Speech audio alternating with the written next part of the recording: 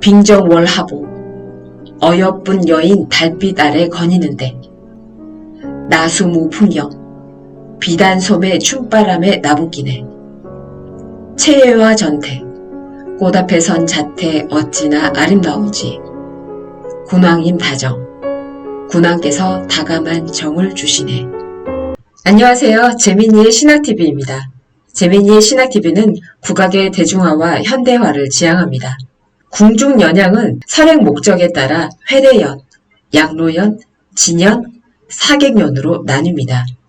진연은 규모가 다양하게 발전함에 따라 진풍정, 진찬, 진작 등 여러 가지 용어가 쓰였습니다. 조선 초기에는 연양을 올리는 것을 진풍정 또는 험풍정이라고 하였습니다. 성종 때부터 진풍정 대신 진연이 많이 쓰이기 시작했습니다.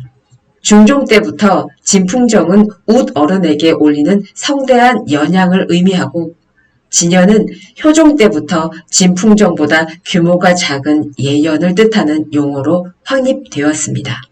18세기 후반 영조대 말기에는 진찬이라는 말이 등장합니다. 진찬은 조촐한 잔치상이라는 의미로 사용되었는데 1795년에 이르러 진연보다 작은 규모의 예연을 뜻하는 용어로 자리 잡았습니다. 진찬은 점점 규모가 작아져 영조 당시에는 예연이 아닌 단순한 술자리, 즉 고견을 의미하게 되었습니다. 순조 28년에는 진작이라는 용어가 새로 등장했습니다. 진작은 진연보다는 규모가 작지만 향응 위주의 잔치인 고견이 아니라 예연입니다. 진작은 음식, 술, 치어, 그리고 가무 등 의식을 갖추고 있습니다. 한국예술종합학교 무용원 부설 세계민족무용연구소는 2006년 6월 26일, 음력 6월 1일 창덕궁 영경당 본체에서 조선 순조 무자년 영경당 진장례를 재현하였습니다. 꼭 178년 전 오늘 순조 무자년 음력 6월 1일 효명세자는 모친인 순원왕후의 40세 탄신을 축하하기 위하여 영경당에서 왕실잔치를 마련하였습니다.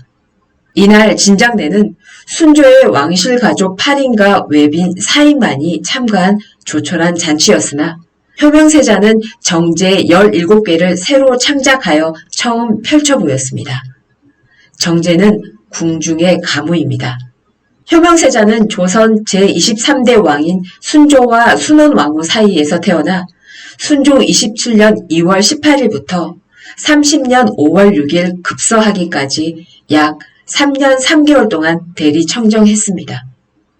그는 짧은 통치 기간에도 불구하고 전례 없이 화려한 궁중 연양들을 벌이면서 궁중 모형의 창사를 직접 짓고 연양에 쓰이는 치사와 전문을 직접 지었습니다. 치사는 임금에게 올리던 송축 내용의 한문 문체인데 치어라고도 하고 전문은 나라의 길한 일이나 흉한 일이 있을 때에 임금에게 써 바쳤던 사륙체의 글, 즉 4글자와 6글자로 된 한문의 글입니다. 당시 정치 경제적 이유로 예약 정치가 중단돼 정제의 창사조차 제대로 전해오지 않은 상태였습니다. 효명세자는 이름만 남은 옛 정제들을 되살려내고 연양의 규모를 확대해 왕실의 위엄을 한껏 드러내었습니다. 그는 조선조 말까지 전하는 53종의 궁중 정제 중 26종의 정제를 직접 예제하고 다시 창작해 조선 정제의 절정기를 일궈냈습니다. 예제란 세자나 왕세손이 글을 짓는 것을 말합니다. 영경당 진장례의 의전 절차는 크게 6단계입니다. 1. 왕세자가 자리에 나가는 치위. 2. 왕과 왕비가 자리에 올라가 앉는 승자 및 왕세자 사배례. 3.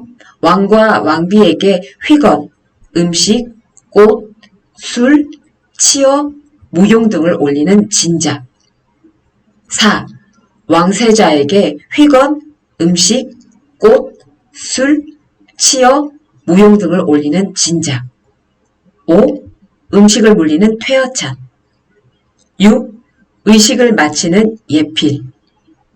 휘건은 식사할 때 앞에 두르는 수건입니다.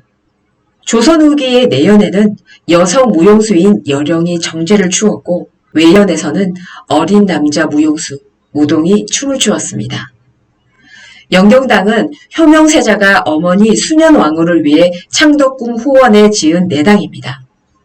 영경당 진장례는 내당에서 벌인 잔치이지만 효명세자가 주관을 했고 왕도 참여하는 행사이므로 외연이라고 간주하여 무동이 출연한 듯합니다.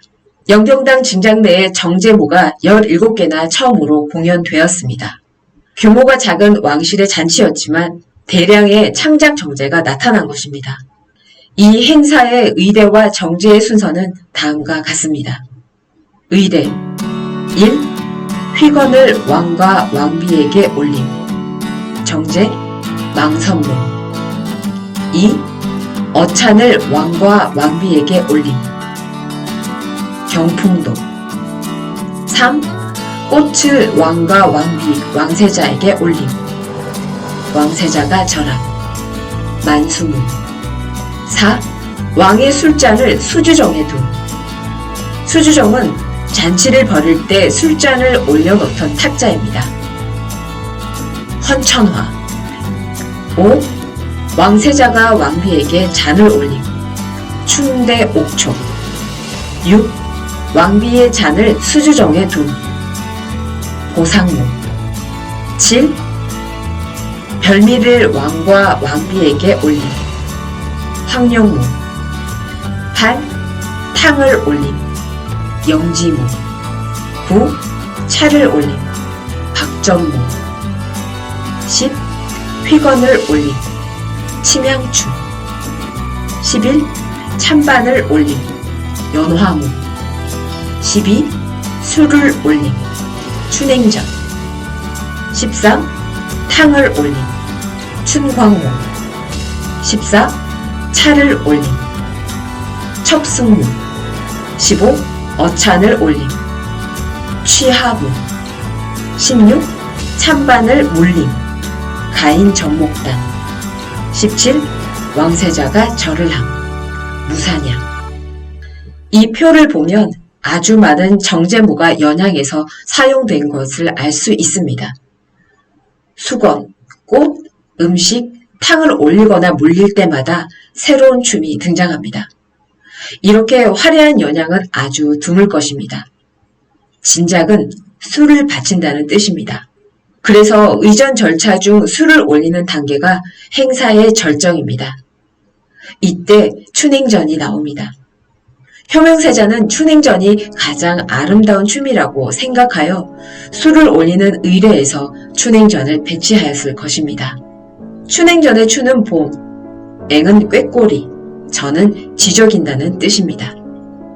이름을 염두에 두고 춤을 보면 봄 꾀꼬리가 지저귀며 날아다니는 형상을 연상할 수 있습니다. 무용수는 꾀꼬리를 상징하는 노란색의 앵삼을 입고 화관을 쓰고 오색 한삼을 양손에 끼고 꽃 돗자리 위에서 혼자 춤을 춥니다. 무용의 동작은 언어로 서술하기가 참 어려운데 춘행전 무고에는 시적 묘사가 가득합니다. 화전태는 꽃 앞에서 아름다운 자태를 짓는다는 뜻입니다. 실제 춤에서는 무용수가 양손을 등 뒤로 돌려놓고 생글생글 웃으며 이리저리 움직입니다. 화전태는 춘행전에서 가장 우아하면서도 매혹적인 동작입니다. 과교선은 선녀가 다리를 건넌다는 뜻입니다. 실제 춤에서는 무용수가 양팔을 일자로 벌리고 좌우로 세 바퀴 돕니다. 과교선은 매우 황홀합니다. 정제의 무용수들은 춤추기 전이나 추는 중간중간 노래를 합니다. 이것을 창사라고 합니다. 춘행전의 창사는 춤의 분위기를 묘사합니다.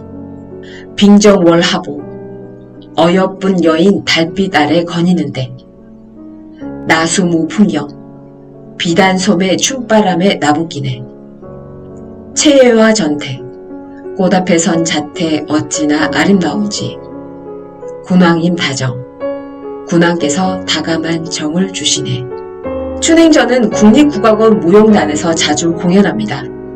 그런데 해설자들은 이 춤을 지나치게 미화하는 경향이 있습니다. 원래 춘행전은 앞에서 말했듯이 순조 무자년 영경당 징장 내에서 술을 올릴 때 처음 등장하였습니다. 이 춤의 목적은 연양의 분위기를 띄우는 것입니다. 1910년 조선이 망하면서 궁중의 여성 무용수들은 민간으로 내려갑니다. 그들은 기생이 되어 인류 요리점에서 춘행전을 추었습니다. 오늘은 순조 무자년 영경당 징장 내의 의례와 정제를 살펴보았습니다. 정제는 궁중 무용입니다. 1910년 궁중 연양이 사라지면서 궁중의 여령들은 민간의 연양에서 춤추고 노래하게 됩니다. 여령을 여학이라고도 부릅니다. 조선 여학의 운명은 다음 시간에 살펴보겠습니다. 재민이의 신학TV입니다. 감사합니다.